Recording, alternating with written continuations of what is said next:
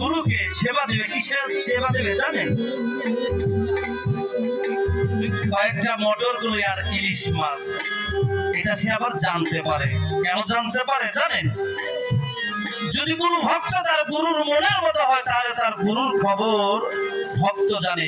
তেমনি করে যদি কোনো ভক্ত তার গুরুর অনুগত হয় তাহলে গুরুও তার মনের খবর বুঝতে পারে। সাসাব বাড়ি থেকে চালান চান মনে মনে চিন্তা ভাবনা করলেন, যদি আজহার আজকে আমার জন্য ইলিশ মাছ আর মটন করে নিয়ে আসে তাহলে আমি হয়তো সেবাটা নিতে পারতাম। মনের মনে এটা তার বাসনা আর জাফরগঞ্জ বসে বসে সেই আজহার চিন্তা ভাবনা করলেন যে আমার গুরু সেই সাসাব বাড়ি থেকে বসে বসে চিন্তা ভাবনা করলো আর আমি এইখানে বসে বসে থাকবো, তা হতে পারে না।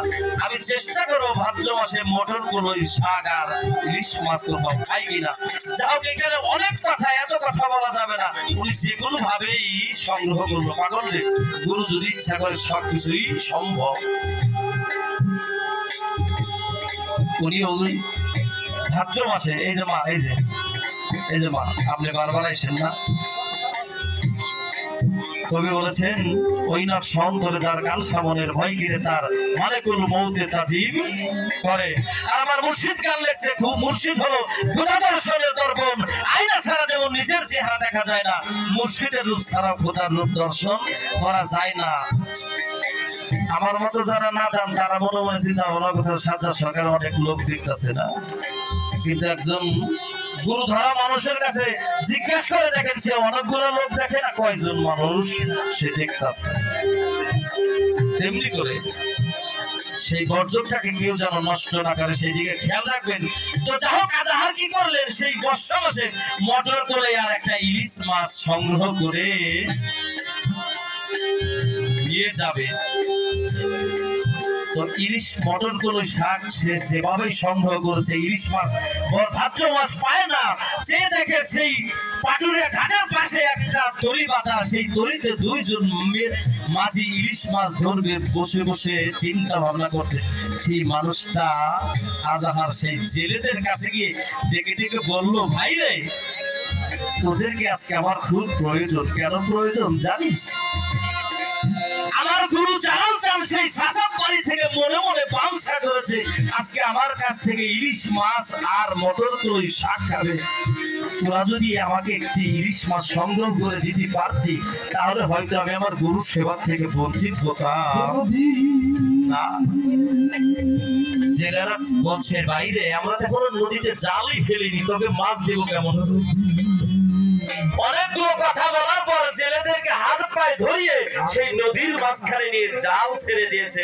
সমস্ত জাল টানতে টানতে মাছ আসে না, কিন্তু শেষ প্রান্তে একটা মাত্র মাছ এসেছে। আজহার মনে মনে চিন্তা ভাবনা করলো, এইটি আমার গুরু সেবা দেওয়ার বড় একটা সুযোগ এসেছে। তাদের কাছ থেকে অনেক টাকা দিয়ে ক্রয় করে মাছটা নিয়ে সেই সাসাব বাড়ির দিকে যাত্রা করেছে। পাগল গভীর রজনী, গভীর রজনী সে কোনো দিকে খেয়াল করেননি, একমাত্র তার মুর্শিদের খেয়াল। সে সেই সাসাব বাড়ি গিয়ে তার মুর্শিদকে সেবা দিবে। পাগল রে, এই সাসাব বাড়ি পার হইতে গেলে তো এই যে কেদারপুরের যে নদীটা, এই নদীটা তার বর্ষা মাসে পানি দিতে হয়েছে। আর যখন সেই নদীর ভিতরে নেমেছে, নদীর ভিতরে যাবে মাঝে মাঝে প্রায় এবং হঠাৎ করে তার পায়ের মধ্যে কুমিরে আক্রমণ করেছে। একটা মানুষকে যখন কুমিরে আক্রমণ করে সেই মানুষটা কি যেতে পারে? সেই মানুষটা যেতে পারে না। কিন্তু আজহার মনে মনে চিন্তা ভাবনা করলেন, যদি আমাকে কুমিরে নিয়ে যায় তাহলে আমার গুরু সেবা দেওয়া হবে না, আমার গুরু বচন করা হবে না। তাই উনি কি করলেন, কুমিরকে ডেকে ডেকে বললেন, কুমির রে, ও কুমির, আমি গুরু সেবা দেওয়ার জন্য সেই সাসাব বাড়ি রওনা হয়েছি। ও কুমির, যদি পারিস তাহলে আমার হাতে যে মটর কলাই আর ইলিশ মাছটা আছে তুই নিয়ে যা। কেন নিয়ে যাবি জানিস? আমার দ্বারা তো গুরু বচন করা হবে না, কেননা তুই যদি আমাকে নিয়ে যাস তাহলে আমার জীবনটা চলে যাবে, প্রাণ পাখি চলে যাবে। আমার দ্বারা গুরু বচন হলো না, গুরু সেবা দেওয়া হলো না। ও কুমির, তুই আমার ইলিশ মাছটা আর মটর কলি শাকটা নিয়ে যদি তুই আমার গুরু সেবা দিতে পারিস, তাহলে আমার অসমাপ্ত কাজটা সমাপ্ত হয়ে যাবে। তুই কি পারবি? কেন কথা শুনে কুমির তার দিকে চেয়ে কুমির তার পাটা ছেড়ে দিয়ে চলে গেলেন। তাকে দিলেন না। হাঁটতে হাঁটতে আজহার কি করলেন? গুরুর বাড়িতে চলে গেলেন। গুরুর বাড়িতে গিয়ে দেখে আমার জালাল চান শুয়ে আছে একটা চাদর মুড়ি দিয়ে। একটা চাদর মুড়ি দিয়ে যখন শুয়ে আছে, আজহার আস্তে আস্তে সেই বাড়ির ভিতরে প্রবেশ করলেন। আর বাড়ির ভিতরে প্রবেশ করার সাথে সাথে সে দয়ালের দিকে তাকিয়ে দেখে দয়াল তার সেই চাদর মুড়ি দিয়ে শুয়ে আছে। আজহার ডেকে ডেকে বললেন, দয়াল গো, তুমি ভাবছো মাছ ইলিশ মাছ খেতে চেয়েছো, আমি তোমার জন্য ইলিশ মাছ আনলাম আর তুমি তা না খেয়ে ঘুমিয়ে আছো। দয়াল আমার অন্তর্যামী, আল্লাহ নবীরা কখনো ঘুমায় না। কথা শুনে চাদরটা সরিয়ে দিয়ে আজহারের দিকে তাকিয়ে তাকিয়ে দেখে দেখে আজহারকে বলল, ভক্ত রে, আমার গায়ে অনেক জ্বর উঠেছে। কেন উঠেছে জানিস? ও আজহার, তুই যখন আমাকে সেবা দেওয়ার জন্য ওই গভীর রজনীতে সেই নদী পাড়ি দিতেছিলি, হঠাৎ করে একটা কুমির তোকে আঘাত করে। আর তোকে আঘাত যখন কুমিরে করে, তোকে উদ্ধার করার জন্য আমার সেইখানে গিয়ে সেই কুমিরের সাথে সম্পর্ক করতে হইল। আর যদি আমি সেইখানে গিয়ে না যাই, তাহলে আমার ভক্ত অকালে মরে যায়। আর যদি ভক্ত মরে যায়, তাহলে গুরু নামের কলঙ্ক হয়ে যায়। আর যদি গুরু নামের কলঙ্ক হয়, তাহলে পৃথিবীতে আর কোনো মানুষ গুরু নাম জপনা করবে, গুরুর নাম নেবে না। সেইখানে দাঁড়িয়ে আমি একটি কাজ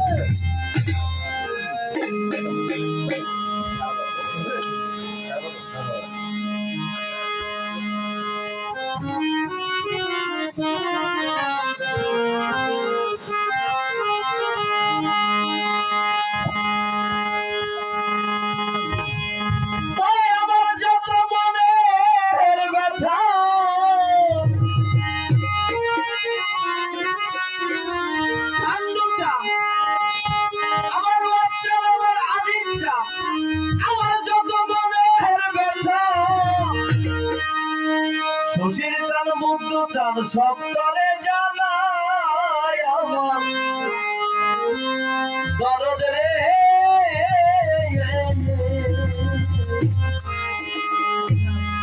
তুমি বিনে আমার কেহ নাই, তুমি বিনে আমার কেহ নাই, আমার বন্ধুরা তুমি বিনে আমার কেহ নাই। আমার যত মনের ব্যথা, আমার যত মনের ব্যথা, অন্তর নেই আমার বাবু, তুমি বিনে আমার তুমি বিনে আমাকে ভোলাই, আমার তুমি বিনে আমাকে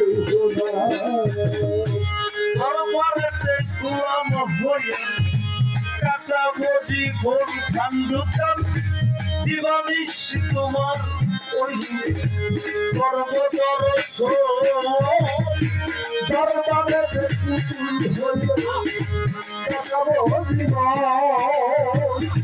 দিবানিস তোমার পর্বতর আমি দরবারে কাটা বজি দিবানিস তোমার ওই পর্বতর আমার মুক্তা দেবা পর্বনায়া চরণ মশাই আমার সামলাই মুক্তা দেবা পর্বনায়া চরণ মশাই আমার মুক্তা দেবা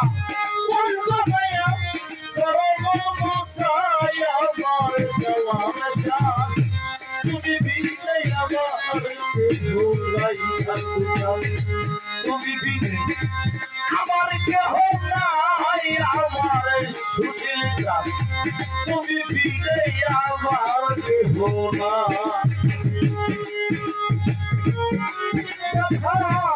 আমার বর্তমানের দেখা অন্তরের দাদাই আমার বাজারে তুমি বিনে আমার কেহ না। তুমি বিনে আমার কেউ নাই, আমার তুমি আমার চরণ দোয়া চলে রে আমার গোসল করাইও, ওই চরণের ধুলি রে আমার অঙ্গে লাগাইও।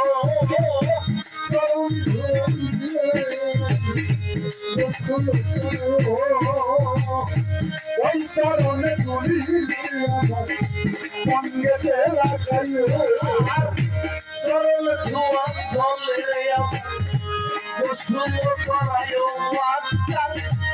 ওই চরণের ধুলি রে আমার অঙ্গে লাগাইও, ওই আমার নিদান কালে নাম শোনাইও। তোরি কারো ভাই আমার ঠান্ডু চা নিদান কালে নাম শোনাইও, তোরি কারো ভাই আমার তুলা কান্দে নাম শোনাইও। তোরি কারো ভাই আমার তুমি বিনে আমার কেহ নাই, তুমি বিনে আমার কেহ নাই, আমার পুত্রা তুমি বিনে আমার কেহ না। আমার যত মনের ব্যথা, আমার যত মনের ব্যথা অন্তরের দাদাই আমার বাজারে তুমি বিনে আমার কেহ না। তুমি বিনে আমার কেউ নাই, আমার তুমি বিনে আমার কেহ না। চাই না ব্যস্ত ভয় নাই দুজন তোর ভরসা করি, একমাত্র ভরসাই আমার দয়াল দুর্গা তুমি। চাই না তোর ভরসা করি, একমাত্র ভরসা আমার দয়াল দুর্গা তুমি। চাই না ব্যস্ত ভয় নাই দুজন তোর ভরসা করি, একমাত্র ভরসা রে আমার দয়াল পৈরা পড়ি। হায় ভক্ত কামে চরণ তলে আবুলের ভাই যাই আমার জালাল চাঁদ। ভক্ত কামে চরণ তলে আবুলের ভাই যাই আমার আমার জালাল চাঁদে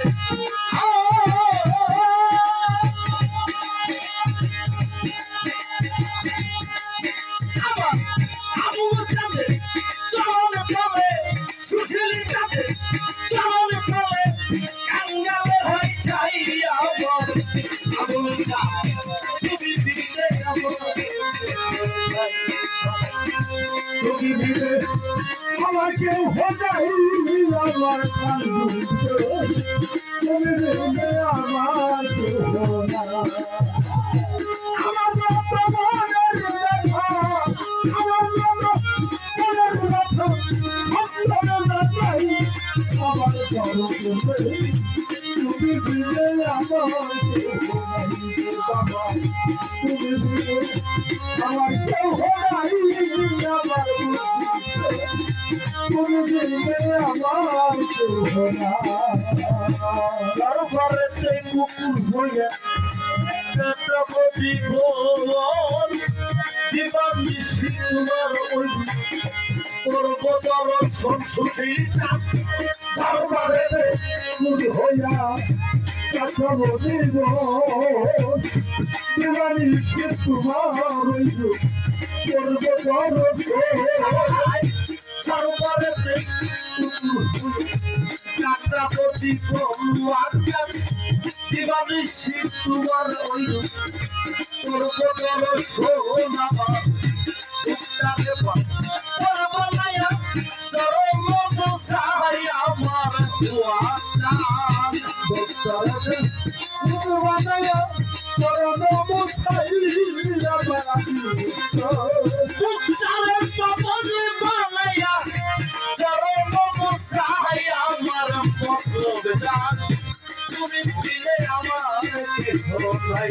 পাগল তুমি বিনে আমার কেহ নাই আমার দয়াল তুমি বিনে আমার কেহ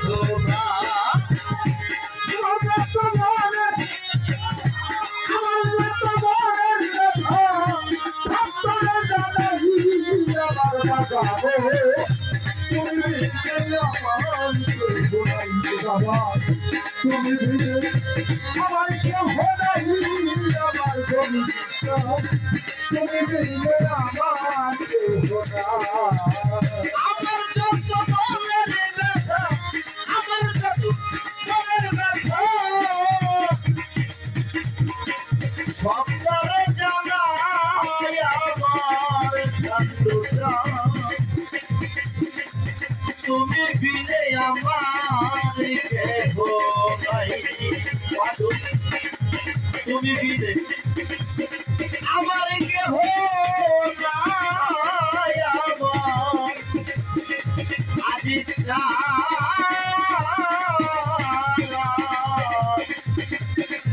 আজ তুমি বিনে আমার কেহ